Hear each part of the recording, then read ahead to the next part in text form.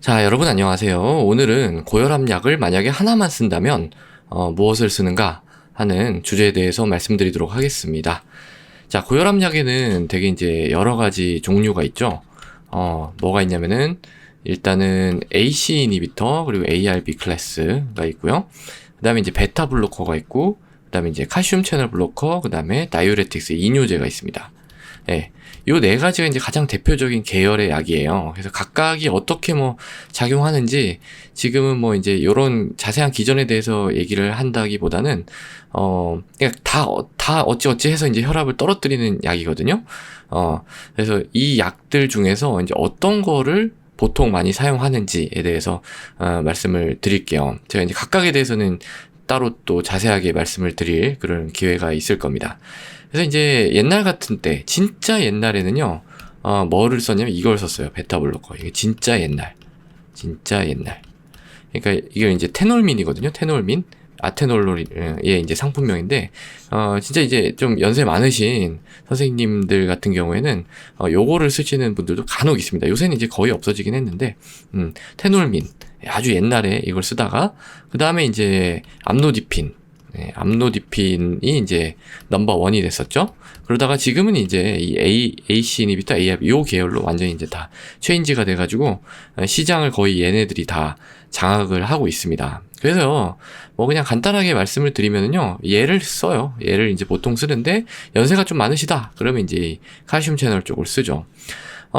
근데 이제 뭐 보통은 큰 문제가 없어요. 사실은 지금은 뭐 이걸 많이 쓴다, 뭐 이제 뭐 연세가 많으시면은 이 칼슘 채널 차단제를 많이 쓴다 이렇게 말씀은 드렸지만, 실제 가이드라인을 보게 되면 뭐 아무거나 써도 크게 뭐 상관이 없다 이렇게 이제 되어 있습니다. 그렇지만 다만 특정한 약을 써야 될 때가 있어요. 특정한 약을 써야 하는 그런 경우가 있습니다. 그거는 이제 어떤 질환이 있을 텐데요. 그러니까 기저질환, 고혈압 말고 다른 질환이 있으면서 플러스 고혈압이 있는 경우, 요런 경우에는요, 고혈압이 우선이 되는 경우 별로 없어요. 이 기저질환, 요게 이제 우선이 되는 경우가 많이 있죠. 그래서 이제 예를 들면은 심부전, 심장 기능이 많이 떨어져 있는 경우, 그러면서 이제 고혈압이 있는 경우에는 반드시 뭘 쓰도록 돼 있냐면, 지금 이게 순차적으로 A, B, C, D니까 그냥 A, B, C, D 이렇게 이제 부를게요. 순차적으로 심부전이 있으면 A, B를 꼭 쓰도록 되어 있습니다. 근데 현실적으로 이 베타 차단제를 쓰게 되면은 혈압이 내려가는 경우가 많아가지고, 그러니까 심부전 있고 고혈압이 있을 때는 이제 A, B를 다 쓸 수 있지만, 심부전만 있고 혈압이 간당간당할 때는 베타 차단제를 쓰기 어려운 그런 이제 경우도 많이 있습니다. 그 다음에 심비대. 심비대가 있을 때는 사실 이제 A하고 C인데요. 사실은 이제 둘 다 써도 된다고 돼 있는데, 사실 A 쪽을 많이 권고를 하고 있습니다. 그 다음에 이제 뭐 관상동맥 쪽에 제가 이제 협심증, 심근경색, 관상동맥 질환, 뭐 이런 거 허혈성 심질환에 대한 얘기는 많이 드렸죠. 그런 이제 관상동맥 질환이 있을 때는 뭘 써야 되냐면 A, B, C 이렇게 이제 되어 있습니다. 다이우레틱스는 빠져요. 이뇨제는 그러니까 소변을 빼가지고 혈압을 낮추는 거는 뭐 그렇게 썩 권장하지 않는다는 거죠. 그래도 이제 뭐 필요할 때는 씁니다.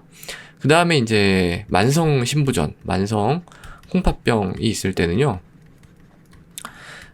무조건 이제 A입니다. 이거는 A는 반드시 들어가야 돼요. 만성 콩팥병이 있으면서 고혈압이 있는 경우 되게 많거든요. 이때는 A를, 옛날에 이제 당뇨 때문에 생긴 그 만성 콩팥병 때 A를 레코멘드 했었는데, 지금 뭐 거의 다 쓰도록 되어 있습니다. 그 다음에 이제 뇌졸중일 때는 A, C, D 이렇게 되어 있고요. 그래서 어쨌든 뭐 이런 기저질환이 있을 때 써야 되는 약들이 이제 정해져 있기는 한데, 대부분의 경우에 이제 이런 질환이 있다기보다는 그냥 이제 고혈압만 있으신 분들이 많기 때문에 그런 경우에 사실 뭘 써도 크게 이제 상관은 없습니다.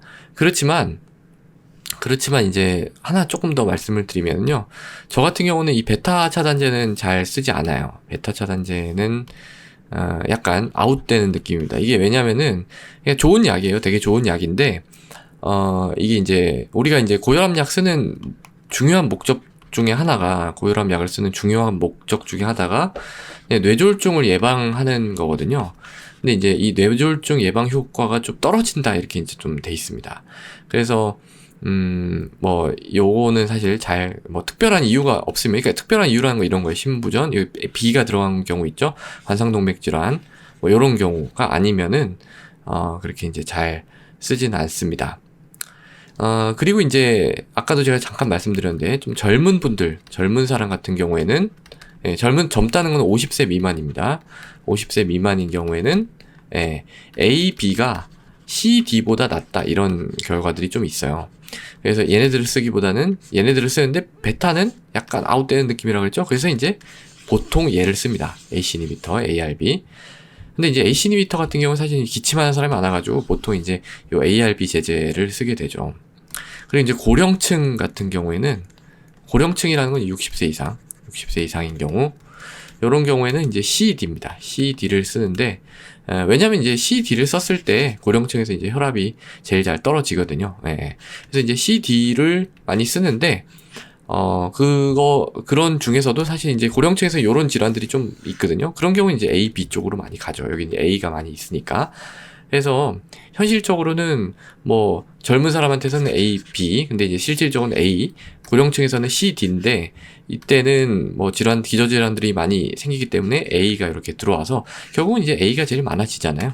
그래서 사실은 AC 이니비터, ARB 요쪽이 좀 시장을 장악하고 있는 게 아닌가, 요런 이제 생각이 듭니다.